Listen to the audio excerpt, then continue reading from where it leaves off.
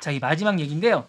트럼프의 눈치를 보는 대기업입니다. 자, DEI라고 하죠. 다양성, 형평성, 포용성이라는 것들을 가진 요게 이제 미국에서는 이슈가 되고 있는데요. 메타와 이제 아마존이 이걸 포기했습니다. 이뿐만 아니고 뭐 이제 최근에 이제 요거를 이제 트럼프가 하지 말자고 얘기를 했습니다. 그러니까 대기업들이 이제 맥도날드라든가 이제 이런 대기업들이 대부분 다 이제 스타벅스를 넣고 이걸 포기하고 있습니다. 이게 뭐냐면 다양성, 형평성, 포용성은 조직 내 다양한 배경과 관점, 경험을 가진 사람들을 공평하게 하자는, 그러니까 사실 미국이 멜팅 포트라고 사실은 모든 사람들이 이제 모여가 용광로 문화를 갖고 있습니다. 기본적으로. 그러니까 많은 나라 사람들이 모여서 이제 다양성을 가진 문화를 모여서 이제 멜팅, 그러니까 용광로처럼 모여가지고 이런 사람들이 모여가지고 이제 모인 그런 사람들이 모인 나라입니다. 그러다 보니까 그런 사람들이 모여서 이제 다문화를 모여서 이제 소속감을 갖고 이런 모여서 하는 그런 나라이지 않습니까? 그래서 이제 그런 사람 차별을 두지 말자라는 겁니다. 그런 것들을 이제 한꺼번에 하자는 정책을 갖고 있는 건데 이런 정책을 포기하자는 거예요. 트럼프는. 참 특이한 분이시죠. 그래서 이제 이런 채용 정책에서 이제 소수 집단이나 다양한 배경을 우대하자는 거고 교육을 이제 이런 걸 주고 평등을 주고 문화를 개선하자는 건데 요거를 포기하라는 거예요. 특이합니다. 그래서 이제 이런 것들을 트럼프 당선인이 이거 하지 말라는 거예요. 그래서 월마트나 이런 것들을 다 폐기하고 있습니다. 그래서 이제 요걸 하고 있는데 이걸 왜 폐기하느냐? 이게 돈이 많이 듭니다. 이런 거 하면. 그리고 이제 이런 거를 하면 약간 하향 평준화 된다는 거예요. 트럼프는.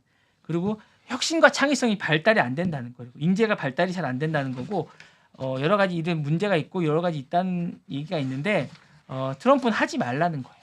그러다 보니까 이제 트럼프 눈치를 보는 많은 기업들이 이런 거를 안 하고 있습니다. 예. 그래서 이제 이런 것들을 안 하다 보면 이제 그런 게 있고요.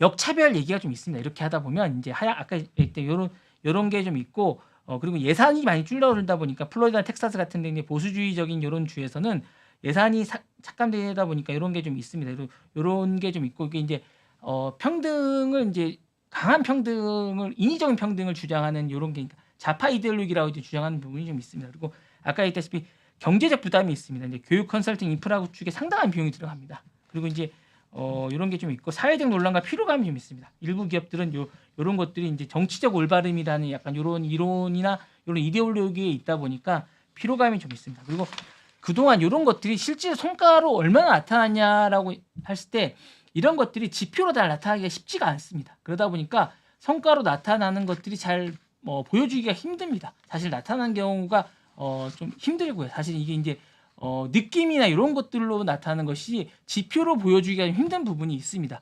그러다 보니까 이제 좀 상징적인 것들이 좀 심하기 때문에 변화로 주기가 쉽지 않다라는 부분이 좀 있습니다. 그리고 이제 멜팅 포트라는 게 미국의 상징적인 거지 않습니까? 용광로 문화라는 게. 근데 이런 것들을 지표나 이런 것들로 하는 것들을 보여주기가 쉽지 않기 때문에 트럼프는 모든 걸 다 표로 보여달라는 거거든요. 그러니까 쉽지가 않습니다. 그래서 이제 이런 것들이 이제 쉽지 않습니다. 그래서 그런 부분들이 있는 거고요.